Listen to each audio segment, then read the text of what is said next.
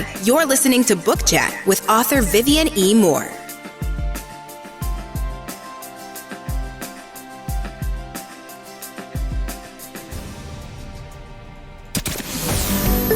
Welcome, everybody, to this week's episode. We really appreciate you joining us. This podcast really shows us how we can all learn, live, and thrive off of each other. By sharing our knowledge through our conversations, we will impart some knowledge whilst learning ourselves how to progress even further. Here is your host.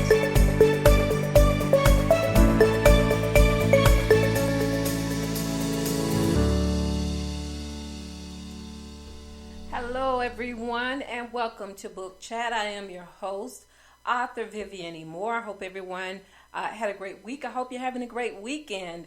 I just have to do this quick weather update.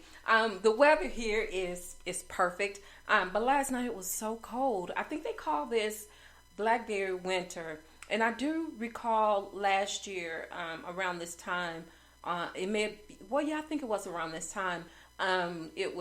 We had some cold days in the early part of May, so I think it's supposed to warm up a little bit more for Mother's Day, and happy Mother's Day to all the mothers, by the way. I hope that that you have a great day planned for yourself. I know with social distancing is still in effect, it makes it sort of hard to actually go out and dine, and celebrate that way for Mother's Day. But I hope you have something in-house planned, and I hope it's a wonderful Mother's Day for all of the mothers that are out there. All right, so let's move on to today's show. The title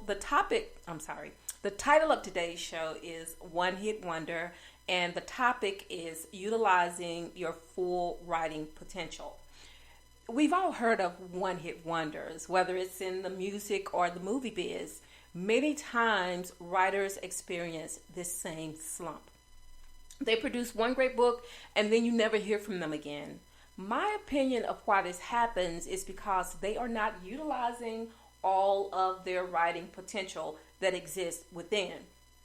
As a result, outshined by new and upcoming authors. What I discovered is that you should never allow the writing flame to burn low or out. Keep writing, even if you don't have a completed story idea or flowchart. Even if you're not a blogger, try to emphasize. Blogging is a great exercise to keep you active and your writing skills alive. The point of this is to stay consistent with your writing. As with anything, if you grow lax, you lose momentum. Let the one-hit wonders of the world be your example when it comes to staying relevant.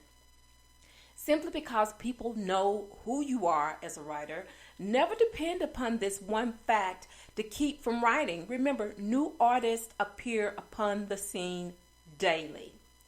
Only the strong and persistent survive in this business, and how some of the world's best-selling authors survived in such a saturated profession. One way to strive in this business is to think of it as a survival skill. We all have everyday needs, and if they become absent in our lives, we die. So the same thing happens with our writing career. If we don't put forth our best efforts on a daily basis, I know sometimes that writing ideas are hard, and a lot of times you see, if you do your research, if you go out there and you look at what's hot on the reading charts, and you see a lot of titles that are similar. You see a lot of stories that are similar. Well, I mean, that's just how it is in the writing world. You'll have a lot of similarities, although the stories are different. They have the same premise, but the stories are different. And that's one of the things of being a great writer. You can take a topic, a theme, whether it's romance or whatever your writing genre is, and you can take that same title as some other author has put out, and the stories can be completely different. It's just all in how you write it, all in how you see the story. Like I said, the premise is the same, but the start, the middle, and the destination should always be just a little bit different than the other stories. But my point is, you have to stay active.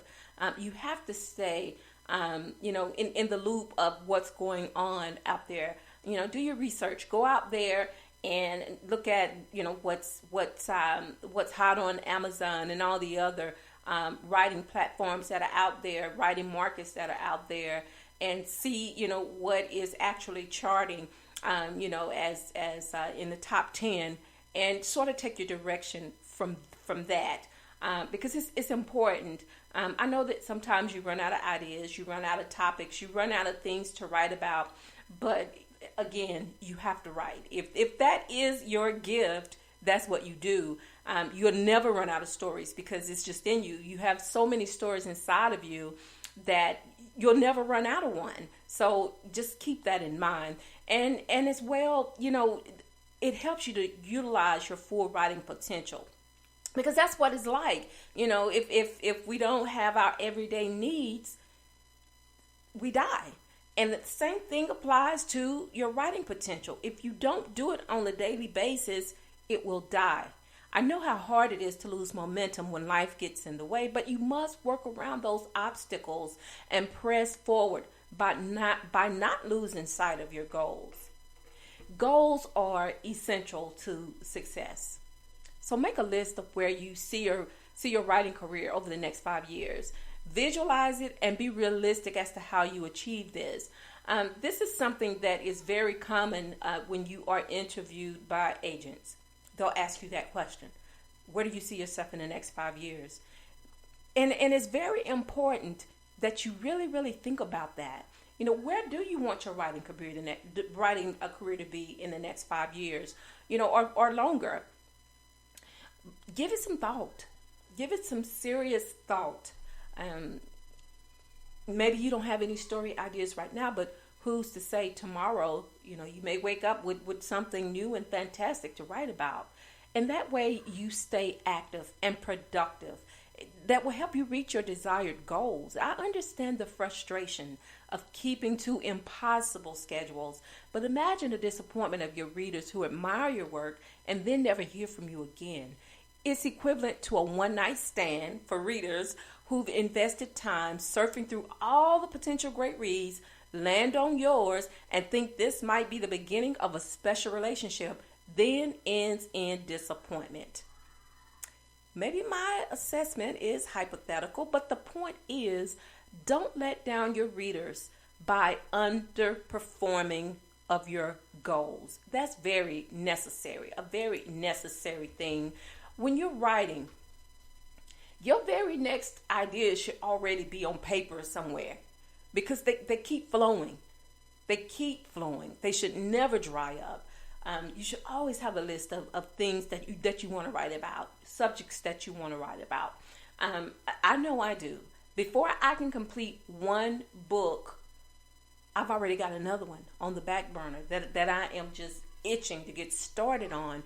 And that's just how it flows. That's how that momentum flows when you keep your mind active, and you're constantly thinking about what's the next story I need to write about. You get your ideas from everywhere. You can see a commercial, and that can inspire something. Someone can say something, and it will inspire another great book idea. That's just how it is. To keep your mind active, to keep your mind productive, so you can come up with story ideas. Write them down. They may not start out as being something great, but they can surely end that way. So remember these three main goals: focus, momentum, success, and you won't be on the one-hit wonder list. All right, folks, that's all I have for you today. But before I let you go, I want to make sure that I give you these URLs. Of course, the first one is to Spreaker, and that is https://www.spreaker.com/user/author Vivian E. Moore. You can also follow me, like me, on Facebook, Twitter, and Instagram. And also you can check out my website, which is https://authorvivianemore.com, or either author ehshepard.com. You can also check out my blog, which is at vivianemore.blogspot.com, and all of the wonderful podcast outlets that are out there: iHeartRadio, iTunes, Apple Podcast, Spotify, iHeartRadio, Google Podcasts, CastBox, Deezer, Podcast Addict, and also Podchaser and YouTube. Those are all of the platforms where you can listen to the recorded version of the show if you missed the live episode. So again, I just want to say Happy Mother's Day to all of the wonderful mothers that are out there, whether they're birth mothers or surrogate mothers or adoptive mothers. I mean, you're still a mother. Mothering is being able to love a child. It doesn't necessarily means that you birth one, because there are a ton of women out there who birth children, and I hate to say this, but they are not mothers. But I want to wish you a happy Mother's Day, and it's especially so special this year because of the pandemic that is in full effect right now. You can't get away from talking about it because it's just so prevalent. You know, you turn on the television and it's there. You turn on the radio and it's there. And you should keep it in mind because it is serious. And we want to make sure that we are following all of the guidelines to stay safe and to keep our loved ones safe. It's just so heartbreaking when I do watch the news and I see people that are out and about really not taking this pandemic seriously. They don't wear masks. They are still grouping together in large crowds, and they may not be sick with the virus today, but it does not mean that they won't come down with it, especially when they're exposing themselves to it. And then they take it home and expose their family members with it also. And all family members are not young. Some are, senior, and they have underlying health issues. So we want to make sure that we are not only keeping ourselves safe, but we're keeping them safe as well, especially when we love them dearly, and we want to see them, around for a while, and a long while, if possible. But again, I want to say Happy Mother's Day, and just wish you well. And tomorrow is also Worship Day, so I know that a lot of churches the doors are still not open due to the COVID pandemic that is still in effect. But we are finding other means of being able to worship on Sundays, to still have church services on Sundays. And remember, the church is in our hearts. We are the church. So wherever we are, that's where God is too. So I just want to make sure that you are inviting your friends and family members to listen to the sermons that are being taught on Sundays. And also remembering to tell those around you, because life is just so fragile now. So we have to make sure that we're telling the ones that are around us and the ones that we don't see on a regular basis, that we love them, because it's important, because tomorrow is not always promised. So on that note, I love you. I hope you love me back. Until the next time you hear my voice, God bless you and goodbye.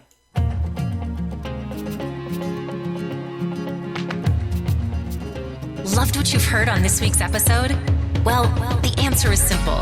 It would mean the world to us if you could head over to iTunes and leave us a 5-star review and feedback. Spreading the word really is the best way to grow our podcast and achieve even greater things.